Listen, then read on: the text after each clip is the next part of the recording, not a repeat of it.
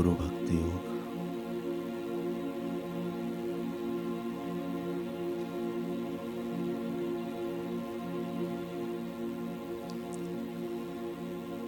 पवित्र शास्त्रों का गूढ़ रहस्य और प्राचीन सिद्धांतों का अर्थ केवल पुस्तकें पढ़ने से या पांडित्यपूर्ण भाषण सुनने से समझ में नहीं आता।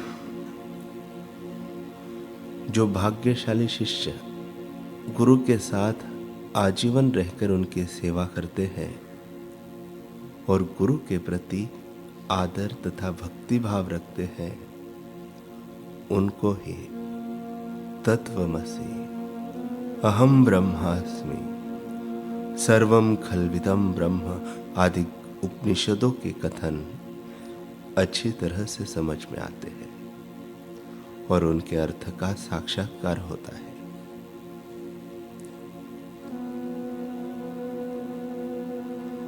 अनेक बार की विनती और कठिन कसौटी के बाद ही सद्गुरु अपने विश्वसनीय शिष्य को उपनिषद की रहस्य विद्या प्रदान करते हैं।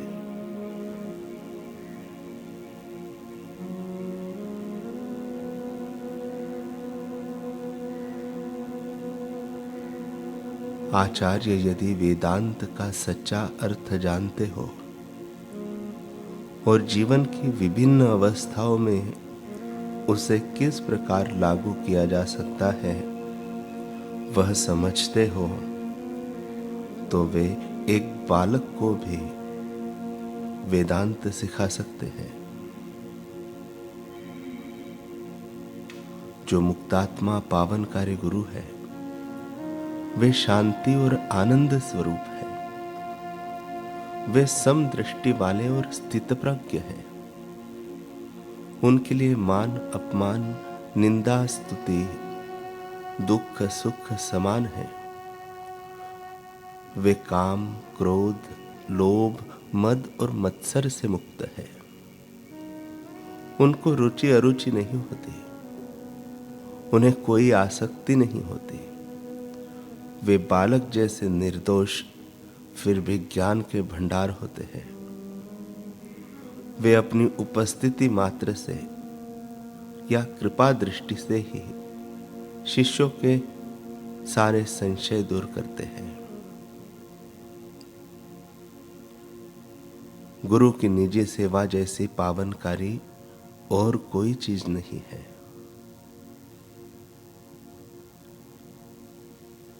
अपने गुरु की सेवा करने वाले शिष्य को दूसरों के समक्ष लज्जित नहीं होना चाहिए, संकोच महसूस नहीं करना चाहिए।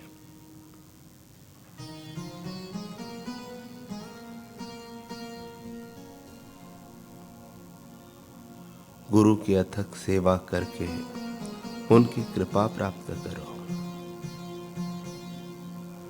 जो अपने गुरु की सेवा करता है वही परम सत्य के संपर्क में आने की कला जानता है।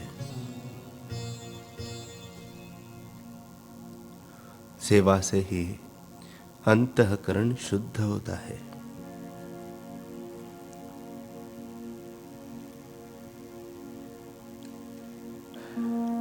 जीवन की सार्थकता। राजा विक्रमादित्य अत्यंत पराक्रमी न्यायप्रिय प्रजा हितैषी ईमानदार एवं दयालु शासक थे। उनकी प्रजा उनके द्वारा किए गए कार्यों की सराहना करते नहीं थकती थी। एक बार वे अपने गुरु के दर्शन करने उनके आश्रम पहुंचे। उन्होंने गुरुजी से अपनी कई जिज्ञासाओं का समाधान पाया। जब गुरुदेव वहां से चलने लगे तो राजा ने उनसे कहा, गुरुदेव, मुझे कोई ऐसा प्रेरक वाक्य बताइए जो महामंत्र बनकर न केवल मेरा बल्कि मेरे उत्तराधिकारियों का भी मार्गदर्शन करता रहे। गुरुदेव ने उन्हें एक श्लोक लिख कर दिया। प्रत्यार्ह प्रत्यवीक्षत नरच्चरित मात्मनः किन्नु म पशुभितुल्यम किन्नु सत्पुरुषैरिव। मेरे इस बहुमूल्य जीवन का जो दिन व्यतीत हो रहा है वह पुनः लौटकर कभी नहीं आएगा। अतः प्रतिदिन हमें यह चिंतन करना चाहिए कि आज का जो दिन व्यतीत हुआ वह पशुवत गुजरा अथवा सत्पुरुष की तरह। इस श्लोक का राजा विक्रमादित्य पर इतना असर पड़ा कि उन्होंने इसे अपने सिंहासन पर अंकित करवा दिया। वे रोज रात को यह विचार करते कि आज का मेरा दिन पशुवत गुजरा या सत्पुरुष की तरह, और प्रातः ब्रह्म मुहूर्त में उठकर ध्यानस्थ हो जाते, आत्मचिंतन करते, फिर दिन में क्या क्या सत्कार्य करने हैं उनका चिंतन करते। एक दिन अति व्यस्तता के कारण वे किसी की मदद अथवा परोपकार का कार्य नहीं कर पाए। रात को सोते समय दिन के कार्यों का स्मरण करने पर उन्हें याद आया कि उस दिन उनके द्वारा कोई धर्म कार्य नहीं हो पाया। वे बेचैन हो उठे। उन्होंने सोने की कोशिश की पर उन्हें नींद नहीं आई। आखिरकार वे उठकर बाहर निकल गए। रास्ते में उन्होंने देखा कि एक गरीब आदमी ठंड से सिकुड़ता हुआ सर्दी से बचने की कोशिश कर रहा है। उन्होंने उसे अपना दुशाला ओढ़ाया और वापस राजमहल आ गए। वह दिन निरर्थक नहीं रहा और ग्लानि दूर होकर उन्हें अच्छी आत्म संतुष्टि वाली नींद आ गई। शरीर की सार्थकता सेवा में, धन की सार्थकता सात्विक दान में, वाणी की भगवन नाम गुणगान में, मन की भगवन चिंतन में और मनुष्य जन्म की सार्थकता आत्म साक्षात्कार में है। संत टेवराम जी कहते थे, सेवा भी एक प्रकार की भक्ति है। इससे अंतःकरण शुद्ध और पवित्र होता है। शुद्ध अंतःकरण वाला ही परमात्मा की शीघ्र प्राप्ति करता है।